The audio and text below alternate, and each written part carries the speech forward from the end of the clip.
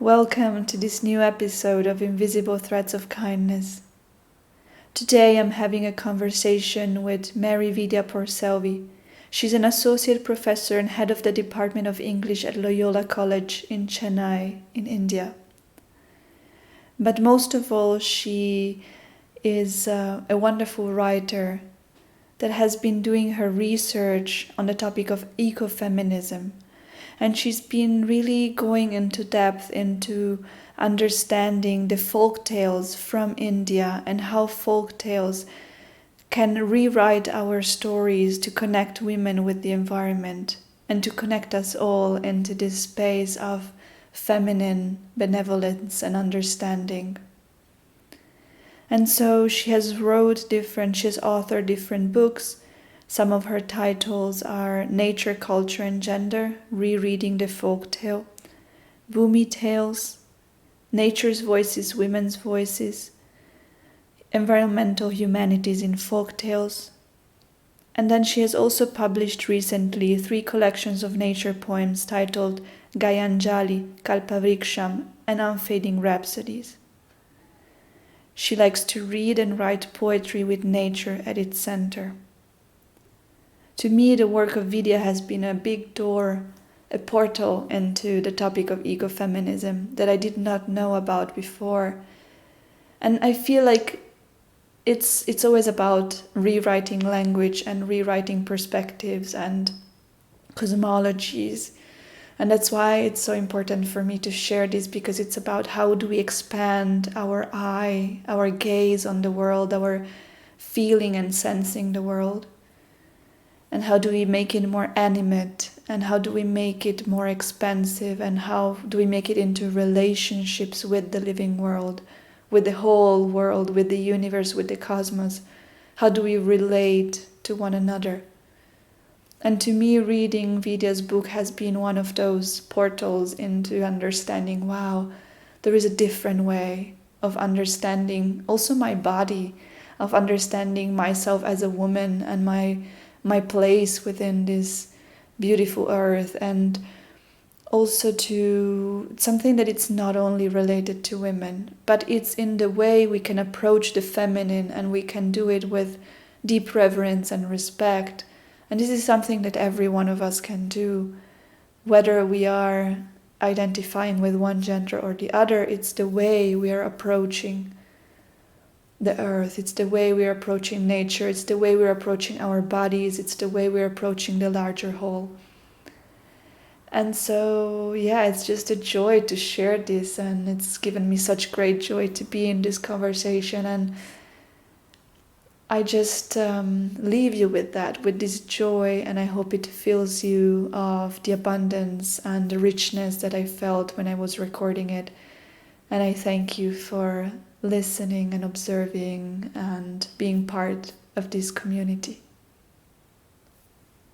So it is really, yes, I'm very, very happy to have this opportunity of exchange, because for me, your work has been this big door into ecofeminism. And when I first read your book, like Nature, Gender and Culture, it was really like, it really resonated for me so deeply, and to going into that mother consciousness and the reciprocity with earth and the understanding of women, of stories, of and it really, yeah, so it was something that really made me flourish a lot when I started reading it. And so to have this conversation is very important for me, because I hope it may inspire others to understand this universe and the importance of those teachings.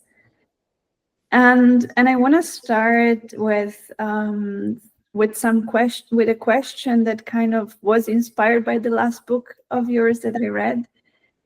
And it's, you write that the mindscape influences the landscape, and the landscape influences the mindscape.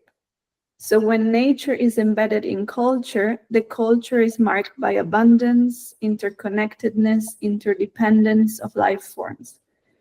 So can you maybe tell us a little bit, how can we move from the fragmentation, the scarcity, the greed, the reductionism into a life of simplicity, respect, and gratitude?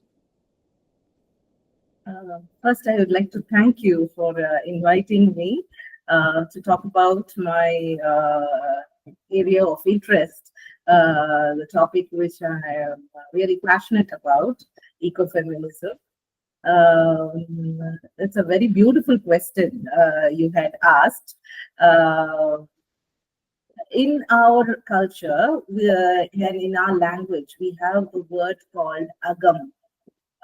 In English, you could say AKAM, agam, which means the heart, and it also means the home or heart, and also earth. So you can use the same word agam for heart, and the earth. So there is a connection between the heart and the heart or the home, and there is a connection between home and the earth. And interestingly, agam denotes the heart, and puram denotes the exterior space. So there is a connection between agam and puram, and this is what I mean by the connection between the mindscape and the landscape. So when the mindscape is influenced by the qualities of abundance or holism, interconnectedness, and interdependence, it actually influences the outer or exterior landscape, and that way we can deal with the idea of fragmentation or reductionism or greed or any other challenges we face in our contemporary times. Yes, and yeah, I love that concept of Akam. I think it's just so beautiful, even just the translation between heart, earth, and home. And so, what do you feel is then a mindscape of abundance? Like, how do you, like, how would you imagine that in a way? Abundance need not denote the idea of plenty. When we look at the indigenous communities across the world, people who live close to nature, who find sacredness in all life forms, they believe in this idea of abundance. For example, the African concept of Ubuntu, where everybody stays together and they find meaning in interconnectedness and interdependence. So the idea of abundance is not plenty, but whatever you have, you share it with others. So that's the idea of abundance. And interestingly, the people who are poor, they have the idea of abundance. They believe in abundance. Whatever they have, they share it with their friends and relatives and family. Whereas, in contrast, you have the idea of scarcity, the worldview of scarcity. So, I think the worldview of abundance needs to take over. Mm. So it's really like a scarcity connected to greed in a way. It's like a scarcity where we always feel like we are defensive towards something, right? Like we are not able to really let go and share and feel like, oh, we have enough to be able to be in connection. And yeah, I think it's so beautiful when your soul is so filled of just wanting to share and wanting to create connection, create relationships, and see that as I have always enough because I have enough to share. Yes, yes. Yeah, the idea of enoughness, the idea of enoughness and contentment, I think they define abundance. Yes. like a sort of inner smile. Yeah, I love that. And what kind of stories maybe, or do you have something that kind of brings us into this idea of the simplicity and enoughness, and feeling how we always have more than enough? I've heard a lot of stories from my grandmother, and not just from my grandmother, from my grandmother's friends. My grandmother's friends were women who carried logs from the forest. They sold firewood, or women who sold vegetables and flowers in a hill station, in a hilly area in Tamil Nadu. So they had a lot of stories. So we've heard that even when they take fruits from a tree, they leave some fruits behind for the animals and birds, and even for the wayfarers, for the travelers. So they don't take away all that they find. So that is the idea of simplicity. And likewise, as I mentioned, Ubuntu, the story of how the children held their hands together and ran a race to find a basket of fruits under a tree. Because they said if one person is unhappy, others cannot be happy. So I think that is the idea of abundance, and we find this in many cultures across the world. It is not only in the east, in the west as well. There are many tribal groups that have such stories, original stories, and Native American stories that talk about the idea of abundance. Yes. And yeah, like the abundance of the collective, because we are all so connected, and our joy is a shared joy. And also, yeah, that's just very true. And also leaving something to the other forms of life, and leaving to the next generations as well. And so it kind of weaves me into the other question that I had kind of written down, which was that stories emanate human stewardship and responsibility toward the well-being of the planet. So folk tales represent the environment as a process and also a continuum. You speak a lot of this idea of continuum and tools of transformation and regeneration. So could you maybe tell us a little bit more about the cyclical time space and the ways in which our hopes can be regenerative for also future and present timelines? Thank you for that beautiful question.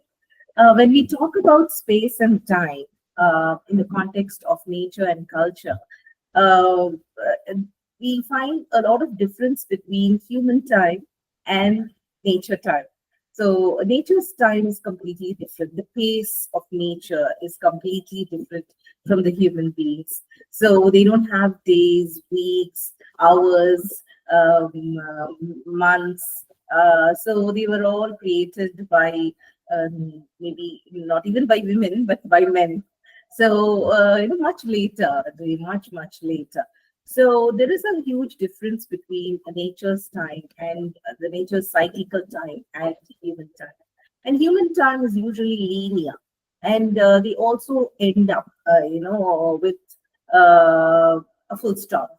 Whereas there is a cyclical pattern that we find in nature. It can be seasons, or it can be the waxing and waning of the moon. It can be, the different hours, or the time zone that we are actually conversing today. So it's all cyclical. So I think it is important to understand and respect nature's time. And this is what I have discussed in my latest book as spatio-temporal relativity. I call it spatio-temporal relativity. And it is important to understand the spatio-temporal relativity in the stories of people who live close to nature. And people who live close to nature, tell stories that believe in transformation. There is transformation from one life to another. So there is no end or there is no death. So there is only transformation. So I think folktales also believe in this cyclical pattern.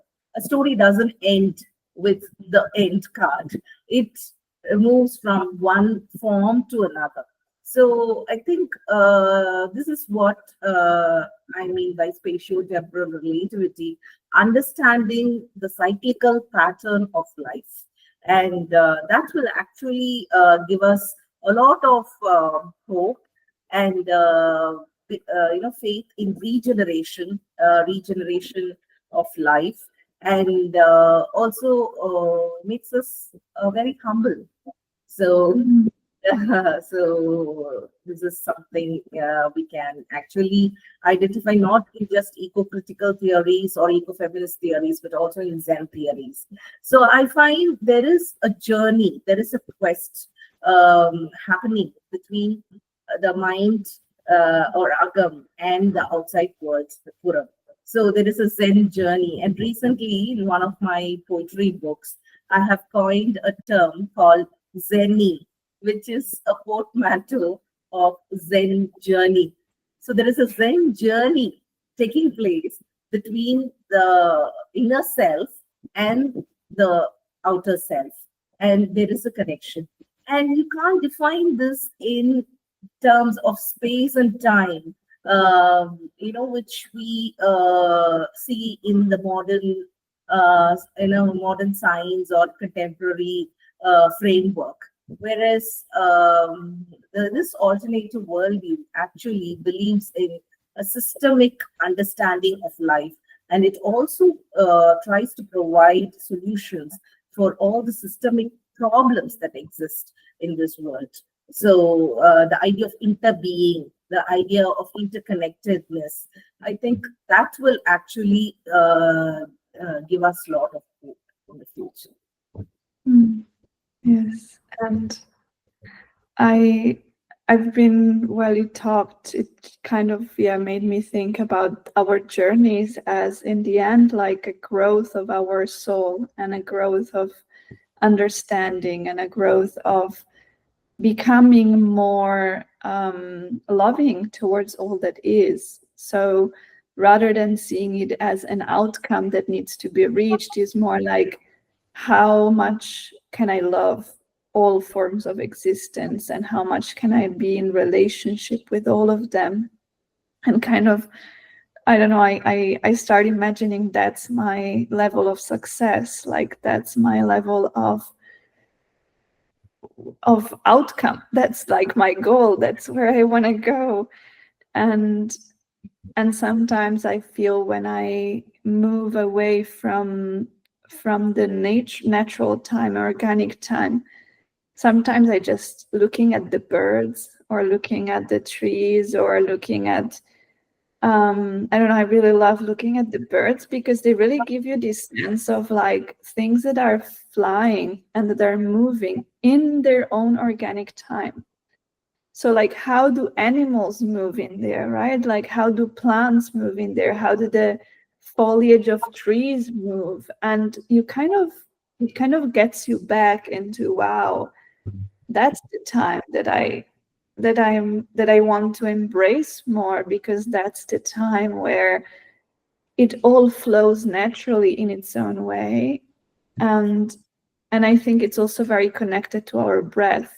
Yeah. And to the space of our breath, the time of our breath, and being able to come back, I think, also to that, to a more breathing life for ourselves. And I think it also teaches us a lot of patience. This breathing, and also becoming mindful of nature's rhythms. actually teaches us a lot of patience. And I find that in your conversation. Thank you. Yes, I'm I'm learning patience. I'm in that part of my journey of like really learning deep patience and trust and yeah, how can we grow something like a tree? How can I become more like a tree? Yes. and and then yeah, so I mean we are in a way also trees, you know, and all the animals and all this like all of these other species, they're also part of the story, and they're also symbols. They're kind of like something that is a mirror to us. And you talk a lot about the symbols and the stories and how important these are to bridge culture and nature. And so what could it be to see like storytelling from an earth-centered perspective? Yeah. It's a very important question. Uh, Storytelling is like a gift. I always feel stories are gifts. And we have received a lot of gifts from our elders, from our ancestors, from our parents, grandparents, aunts, teachers. So we receive a lot of gifts, stories as gifts, and in turn we gift our children, our grandchildren, our students with stories. So, and many storytellers say stories are also living beings. So stories actually travel from one place to another, and they are very conscious beings, and they are very positive. They are very positive living beings. So I think storytelling is a very very important part, very very important act or part of human life. Just like economy, or just like the money that we have, just like the food that we eat, it is a basic need. Storytelling is also a basic need. So I have read stories, that talk about uh, um, the idea of telling a story as catharsis, or listening to a story as purgation. So and it has a therapeutic value. Storytelling has a therapeutic value. When nature is at the center of a story, so whether it's a tree talking to the audience, or you have those animals and birds delivering a message. I think we learn so much from nature when we give them a voice. When we give them a voice, need not be anthropocentric. If we remember deep ecology, if we respect the intrinsic value of a tree or a plant or a butterfly or a bird, I think we understand nature in a better way. So, earth centric stories, which I call eco storytelling, is a very, very important tool of consciousness raising, probably. To raise the level of consciousness of people on environmental issues, or about social problems, cultural issues. So you can convey a message in the best possible manner using a story. And especially the earth-centric stories are very positive. They have actually have a healing effect on the listeners. So after a storytelling session, I think both the storyteller and the listener are not the same. They have evolved. So that's the most beautiful moment we cherish in when nature is at the center of a storytelling session.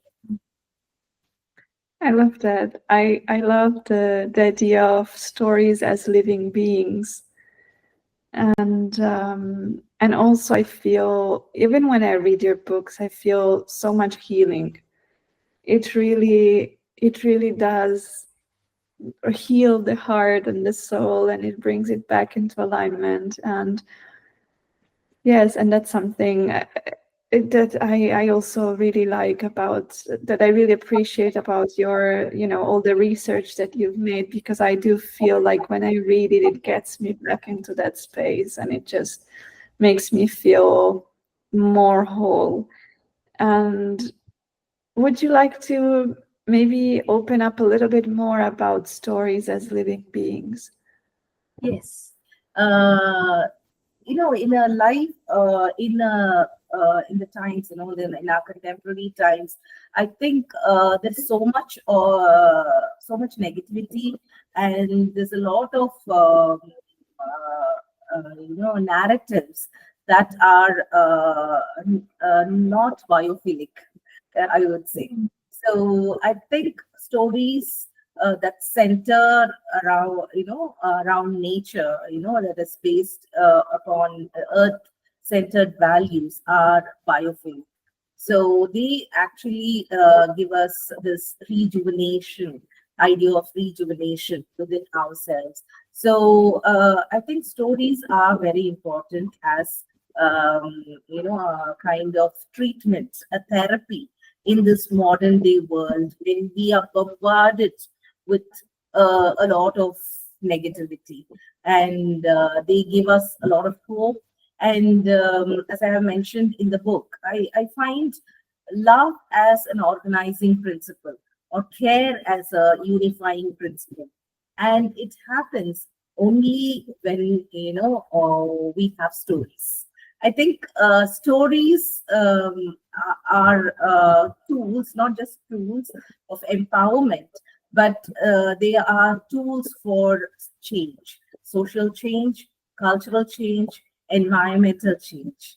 So they are living beings. I think they are our friends. Stories are our friends. So in a classroom, I feel very confident with a bag full of stories with me. So it's always a wonderful feeling to have a repertoire, a reservoir of stories with us. Maybe tree woman stories or water woman stories based on the occasion, based on a particular situation.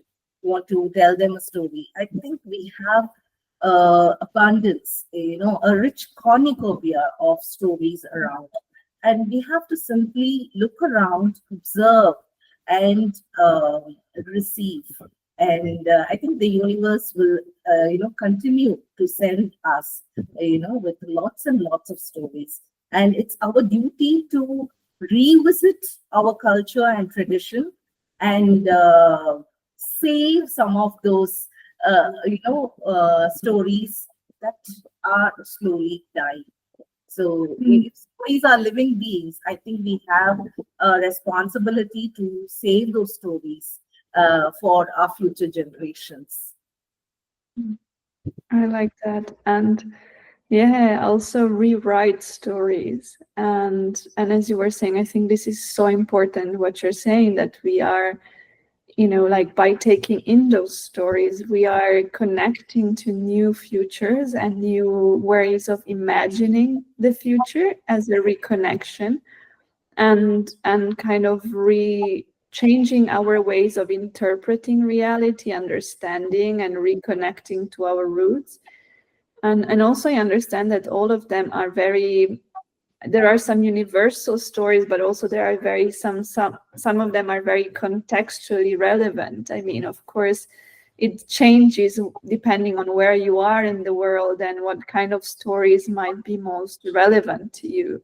Maybe some places you have more of a desert story, some places you have more of a forest or women, or like there are so many different kinds of stories that can help and support us. And yeah, I love that feeling. That while we're talking, I feel like these stories are kind of like family, and they're just being part of that, creating an imaginary where we all feel cared for. Yes. And stories care for us. If Mhm. we care for our stories, I think stories will take care of us. Mhm. I really like that idea. I really like that. And yes, because you also talk a lot about rebuilding sacredness in the ordinary, and also the importance of eco-spirituality as something that is really connected, tied together, like ecology and spirituality. And I would love maybe to talk a little bit about that aspect, like eco-spirituality. How do you define that? How do you understand it? uh, this is a very important question because at times when we say sacredness, they associate sacredness with one or two religions. But then when I'm talking about sacredness that we find in all life forms. So all living beings have this spirit of sacredness, spirit or sacredness. So I'll just give you an example. When I was doing my research, I visited my grandmother's house, and I was doing my doctoral research, and I took a break and I went to my grandmother's house. I was just sitting there looking at a tree outside her house, and there was a beautiful flame of the forest tree with orange red flowers, and there was a beehive. There was a beautiful honeycomb, and from a far away distance, of course, in a safe distance, I looked at the beehive, and to me, the beehive actually signified a cosmos. It was a complete world. And there were bees very busy doing their work, of course, in their own pace. It is not human time, but nature's time. And they have a culture of their own. And of course, they also have gender. So in their own worlds, they were doing their work so meticulously. I was just sitting and watching, and for me, that was a sacred act. Doing their duty. So I found spirituality in those bees. I also found spirituality in the tree that housed, that was a home for these bees. So and in this way we connect, and that moment was a very very important moment for me, because later on when I wrote my thesis, my paradigm was uh, designed in the form of a beehive model. I used the beehive model as a framework for communicating my ideas and my theories. So that is how we connect with the sacredness of life. I've heard a lot of stories from those indigenous women, those native women, telling us, how the animals can sense, if there is rain, if there's going to be heavy rain, or if there's going to be, famine. I believe, the animals actually give us a warning. And the people who live close to nature respect the sacredness of animals, birds, trees, even if they are planning to cut down maybe a branch of a tree. They would request, I've heard this from my grandmother, they would request the tree, can I take a branch Mm. uh, for use? And I remember my grandmother actually placing a leaf to offer food for those tiny little insects and animals that come to feed. So I think that is the idea of sacredness we find, and just really missing in the modern day uh, society. Uh, I think it is important to respect the sacredness of our neighbors first. So when we respect the sacredness of our neighbors, I think the world will be a better place with a lot of healing happening. So I think eco spirituality will help us to heal ourselves, heal the people around, and also heal the world. Thank you for sharing that story. Yes, it's. I don't know. I've been thinking a lot about the beehive lately as well, and the fact that there is this. I see us as in the cosmos as also a sort of beehive, where there is a queen, and the queen is the consciousness in herself, like the whatever, like what gives creation, what births creation, and then we are in service to that consciousness, and we are in service to that queen of the cosmos. And also it can be seen as Mother Earth and the consciousness of Earth, and we are working to create honey and create healing and create medicine for that world, by beauty, because also it comes from the flowers, and it has this also part of the honey is created from that beauty and from that essence of life that is also coming up only in certain times, so it's very temporary. And yeah, I mean, it's just such a beautiful metaphor for me of like our life on earth, and how it could be more like a beehive, and trusting that cosmic intelligence that is guiding you and that is creating for the collective. And something in relation to this, to the bees, something, something very important, which has, occupied my mind for a very long time.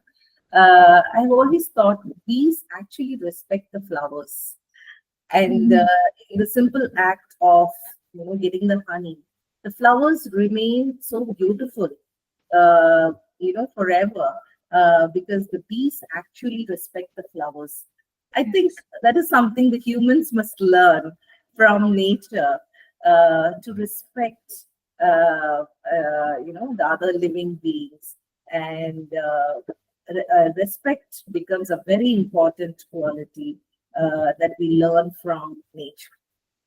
Yes, they're so delicate when they go on flowers. I mean, I really saw it was so beautiful. Once I saw a bee going on a flower, and of course, it was heavier than the flower itself because it was a little one. And she just leaned into it a little bit, and then she came back up, and the flower was feeling as light as before. And it was just so, yeah, it was so elegant, so beautiful, so graceful to see that movement with the flower. Yeah, and this is what I have mentioned in spiritual physical gravity. When I talk about relationships, I think it's important to maintain a balance between the spirit and the physics. So, spiritual physical gravity. So, when we respect life with tenderness, with sensitivity, I think relationships will be really beautiful, which is again something very, very important in this era of indifference. Yes, and I think that's also what your research is about this feminine kind of perspective, which is a perspective of care, of sensitivity, of nurturing, and also of grace and balance and justice as well, of course. I mean, there is also fierceness to it. There is a justice, a motherly quality to it. Yeah, it's also a way to. I think that's also a beautiful way to imagine our Earth and to imagine her in her as this great mother, and understanding how that makes us feel as children, and how that makes us act as children. And in our culture, we have a word called Thayumanavan. Thai is mother, and Thai Madhavan is a man who is like a mother.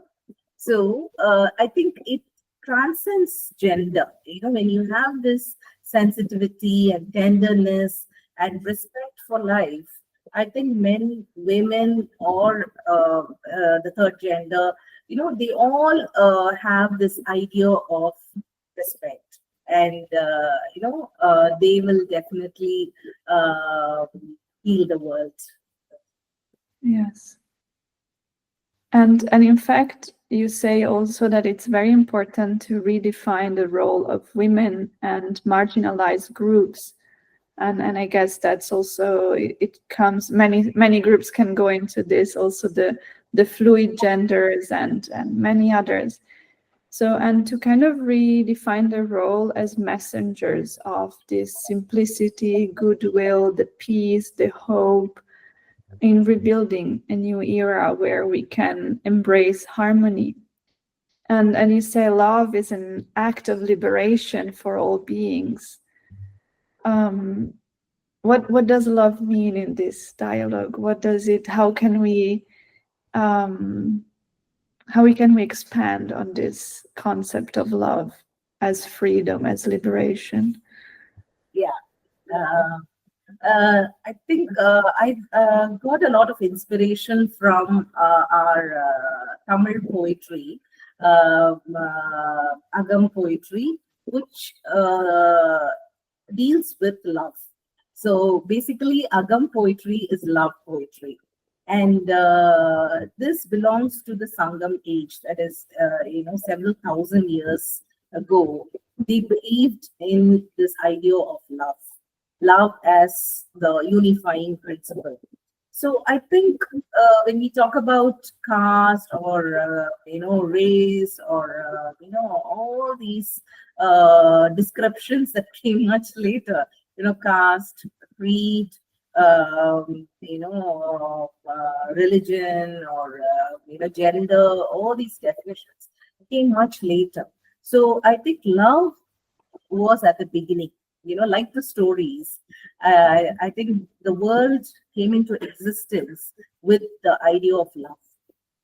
Whether it is Christian mythology or Hindu mythology or any other religion for that matter, I think the world came into existence with the idea of love or with the feeling of love.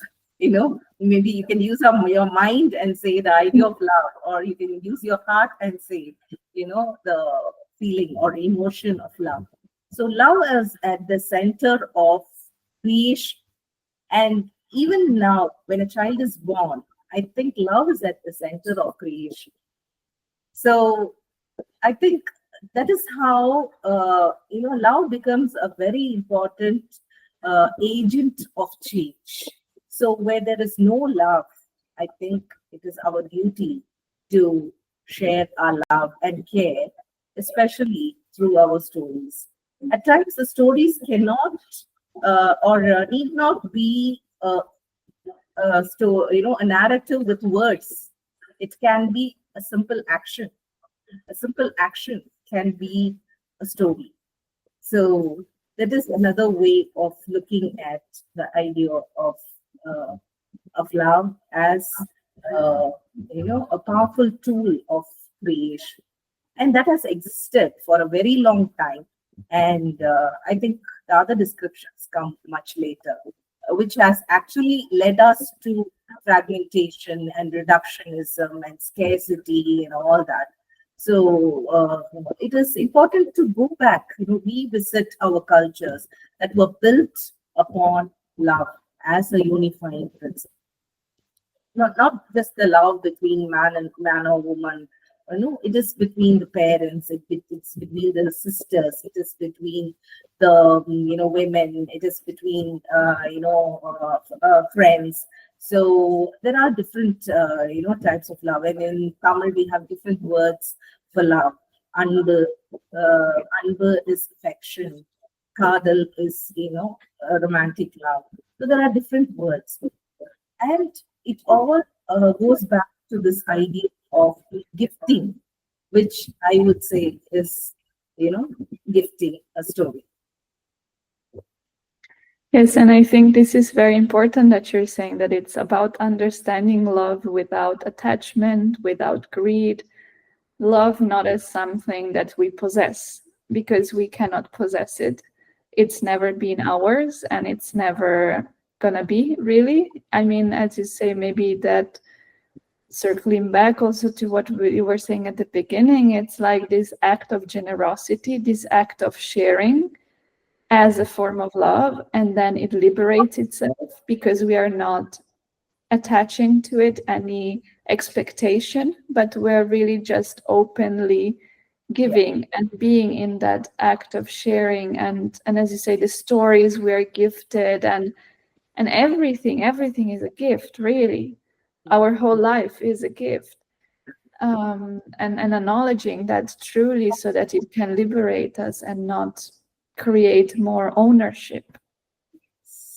The unconditional love is something we find in mothers, and what we give to our children, we actually share with people around. So this unconditional love, or that the mothers have, will liberate the world. The unconditional love of the mothers will definitely liberate the world. Even in war zones, you may find women actually blessing the people, because they have unconditional love. They don't want war, they want peace. So I think mothers can change this world for the better. Yes, I like that. I like the idea of a new era of harmony, and hopefully that might be a seed for the next generation to just keep growing with that. And I'm wondering, you said you've been completing a new book. Yeah, yes. I've just launched the book. It's a collection of poems called Unfading Rhapsodies. And there I talk about 3 stages of writing poetry. In my Zen journey, which I call Zen. One is poetic indulgence, 2, poetic immanence, and 3, poetic transcendence. So, unlike the men writers, unlike Wordsworth or Thoreau, who could actually travel to the Lake District or to the Walden Pond, and they could, live there for several months in isolation. We don't have such a privilege, and we don't have those tranquil moments. So, amidst the challenges, amidst the day-to-day routine, we find time, we go in search of those tranquil moments. And those tranquil moments are captured in the form of tiny little poems, and which I, consider a Zen journey. So, an inward journey, and which I have recorded in my So it's a little bit this idea of the sacredness in the ordinary again, and finding it amidst the daily life, which I think is about really understanding that there is nothing else than the daily life. I mean, that's what it is about. It's about being able to be open and loving, and to be the spiritual of ours, like the most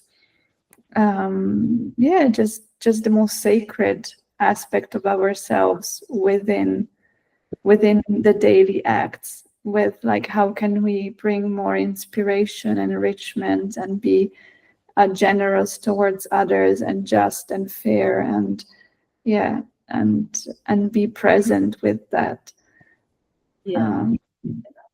And yes, I like that. I haven't been actually considering the fact that it's a quite masculine way of seeing it, the fact that you can escape into like and isolate.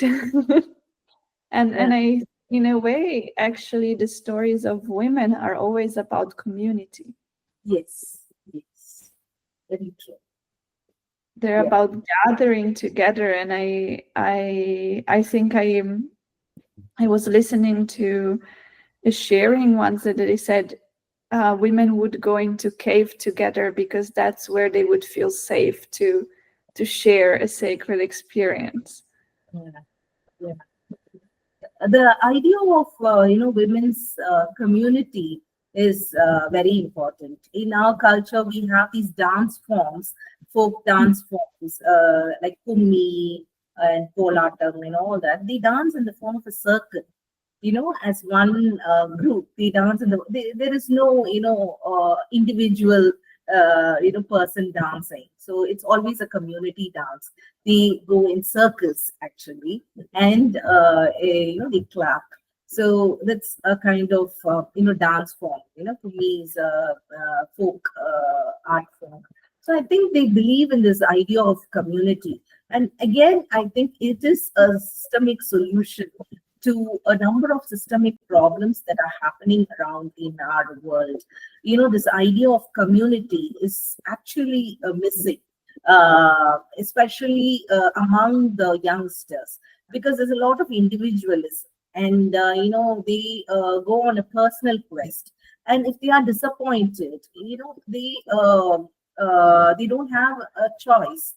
They don't look at the multiple avenues available, because they are only focused on themselves. So this is a major problem for youngsters. I think across the world, they are finding it very difficult to cope with life because of this individualistic attitude. But I think community engagement will, give them a lot of strength when they share their resources with others. We have some activities even in our campus.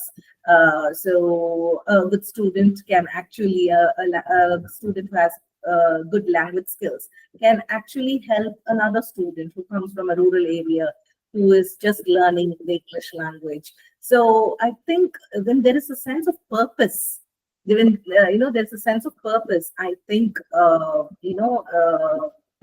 youth will find a lot of meaning in their life. And I think that starts from a community, and especially women believe in community life across the world. Across the world, that's a wonderful way of putting it. Yes, thank you for that. Definitely, I think community is something that we should also educate, as you were saying. So, educate from a young age to be community by example, by really creating that in the life of children and being around different people and growing up in an environment that are supportive and being able to ask for help, being able to give help, being able to be with one another, and also learn the emotional tools that we need to go through that. And because I do see it a lot, even in my own experience, like I've been brought up in a very individualistic way, and then it takes quite a long time to be able to recreate those structures. So it's so important to teach it to show it, to be embedded in it from a young age, so that it can flourish so much easier. And yes, so important. And to do something that is for the collective good, the collective well-being. Because at the end, we're always going to be frustrated if we do it for ourselves. We're always going to fall back to that.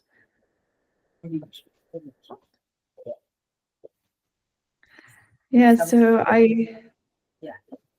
please. No, that is very important. The faith in community development, I think, will create alternative paths towards the well-being.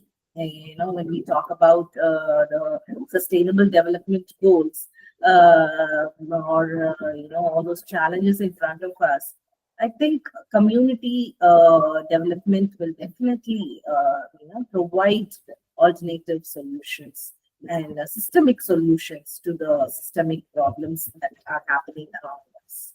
And I think we should start early, from kindergarten, probably, when the children are taught to share.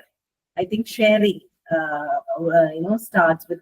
We have a story called Fruits of Annadanam. Annadanam is actually sharing food. Annam is food, and Annadanam is sharing food.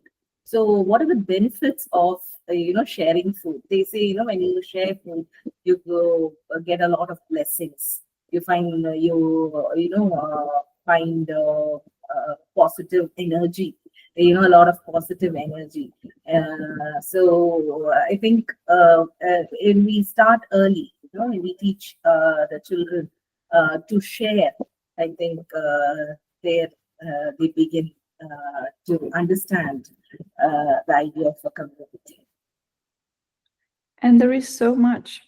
I mean, once you are in tune with the nature and the abundance of nature, there is enough for everyone, including the animals, including the other species. Like, there is so much to be shared and to be grateful for. And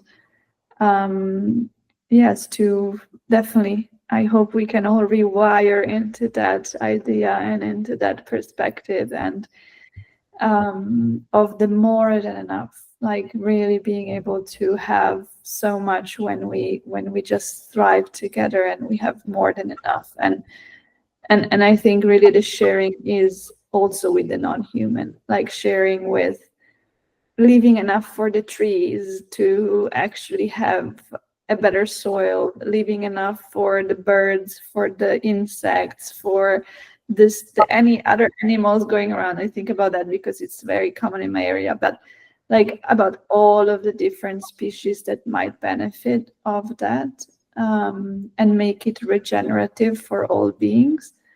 Yeah, I really hope that prayer comes through. So important to include also those trees in the community and be in natural environments so that we can learn to communicate with all the forms of existence.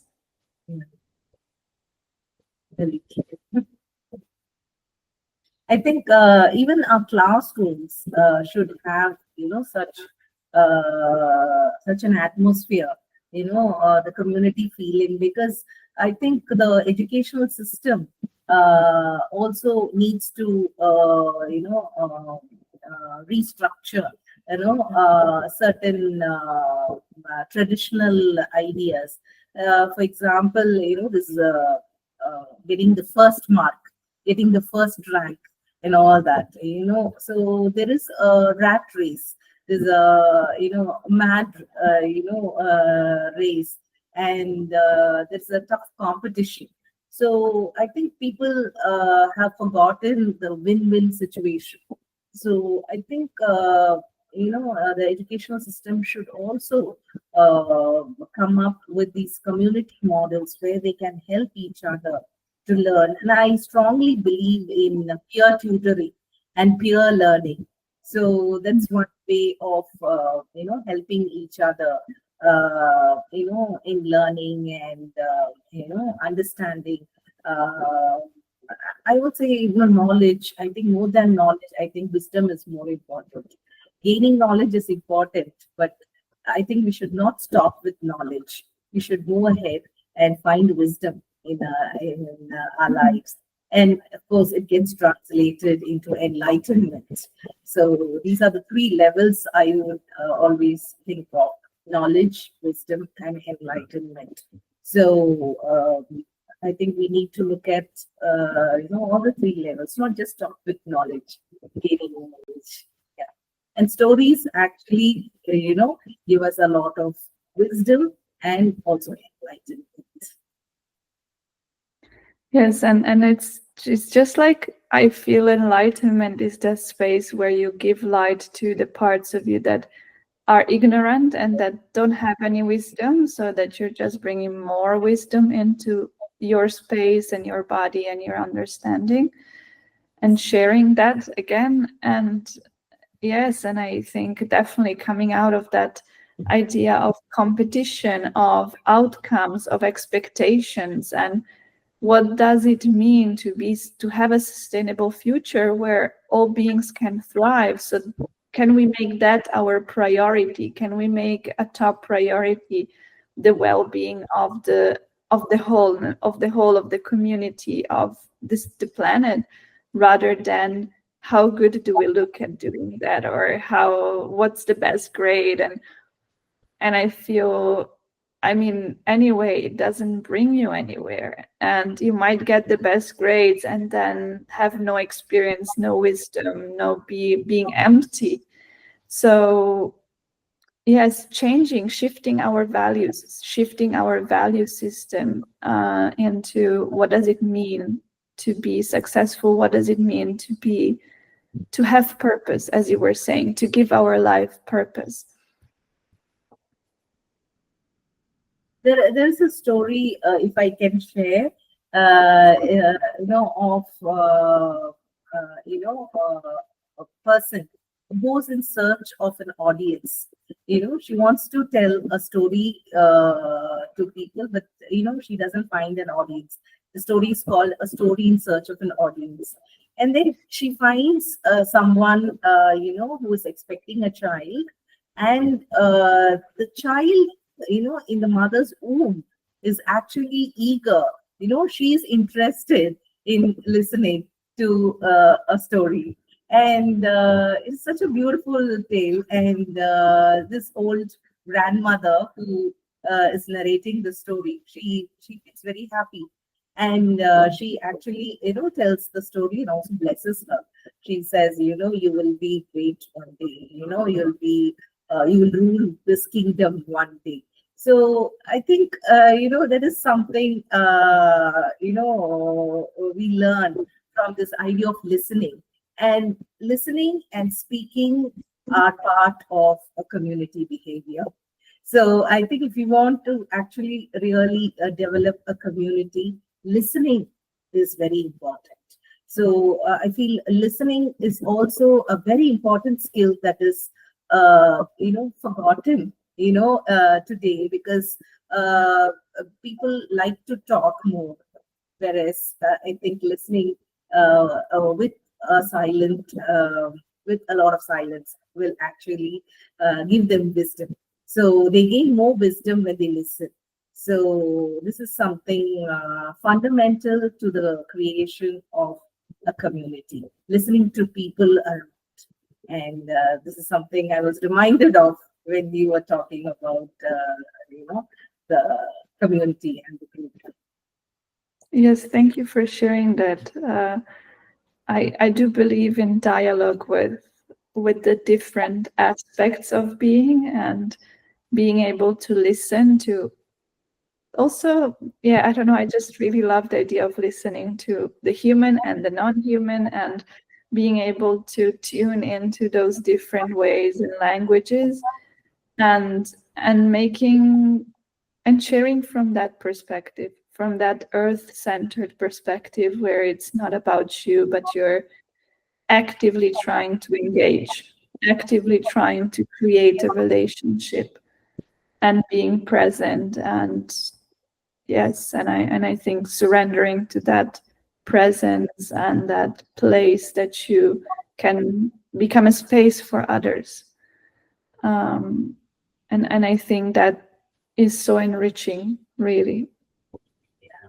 And in this context, I'm also reminded of this idea of semiotics, because we spoke about symbols, and you specialize in creating symbols for such beautiful works of art.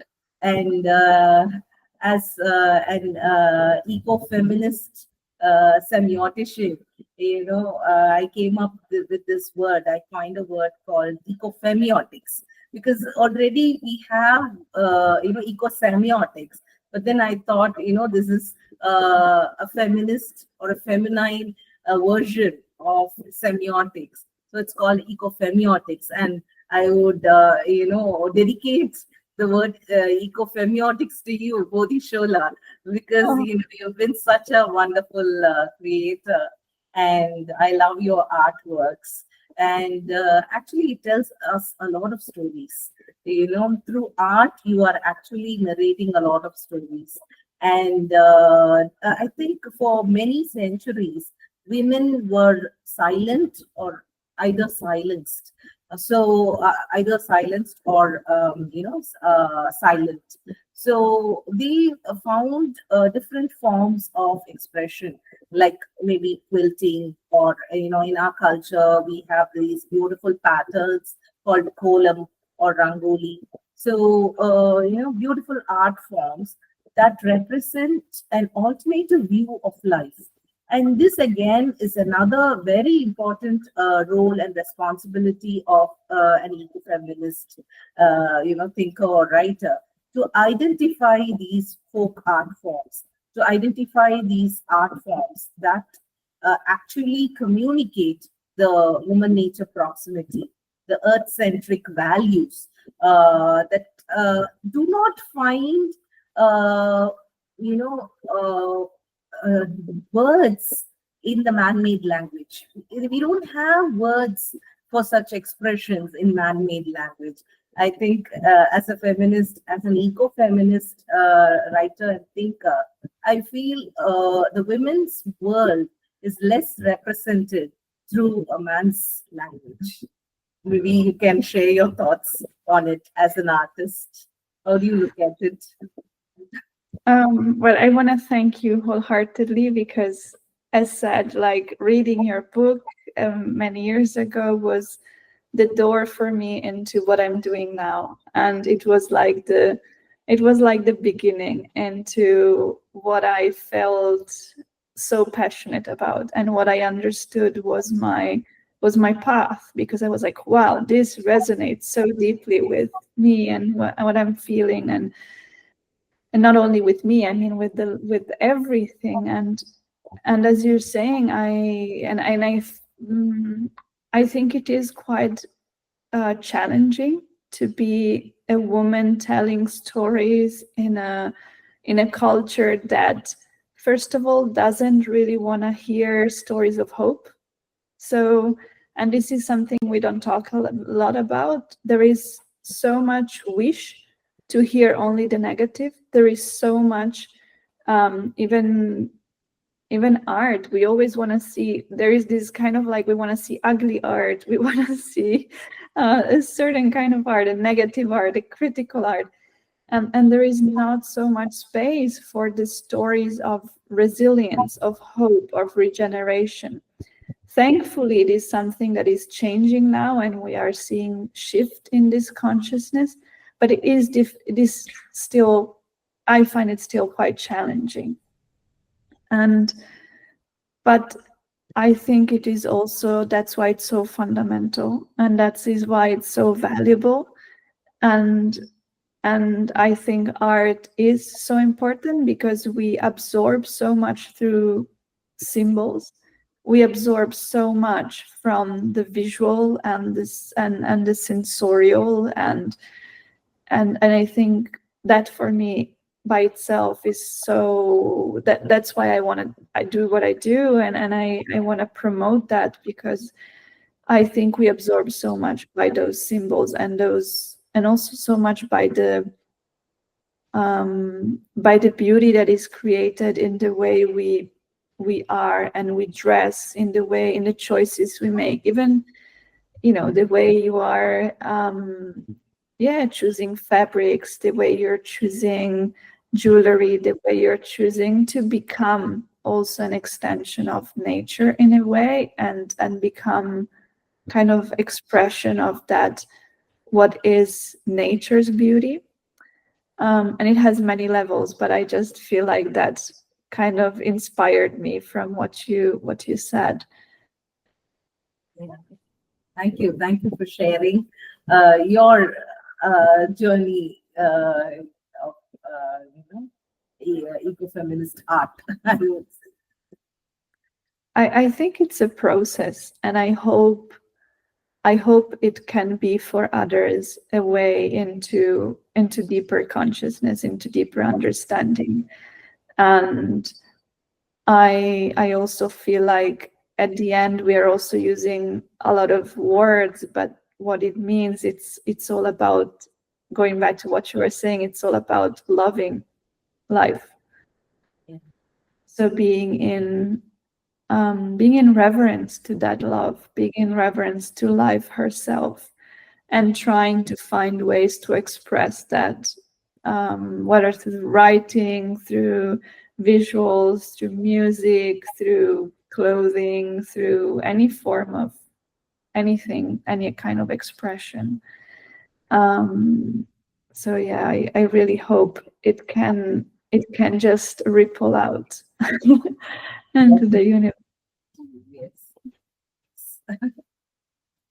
And Yeah, we should take it forward. Yeah. and I think with that, maybe we can leave it to those who are listening and looking at this video to just with this prayer of inspiration. I really hope it can be a message of regeneration, and they might get inspired to read your wonderful research, which is very rich and it's very healing. Yes, so definitely for everyone who's listening, please go and read Vidya's writings, and I'll make sure there is a link down to have a look at your work. And again, I want to just thank you so much for the time and for this relationship. And if there is something that you feel like sharing, please. Yeah, definitely. You are so inspiring. Your artwork, and I've been waiting for a long time. I was just thinking, is it possible to meet Shola sometime? But then it has happened, and I feel really blessed. I think it's a moment of real blessing because there is a symphony. There is a lot of harmony in what you have just expressed, and the way you raise those questions. And I feel abundantly blessed for this moment. And it was such a wonderful learning experience for me. It was such a wonderful learning experience. So thank you so much for this wonderful opportunity. Thank you. It just makes me very, very happy. So, and I hope I can get to meet you also, maybe in India, or if you come here, I hope we can get to continue this dialogue. So yeah, and thank you to those who are tuning into this conversation. I hope it's a story that reaches her audience and reaches all those who want to carry those stories forward. So thank you wholeheartedly. Thank you. Thank you so much.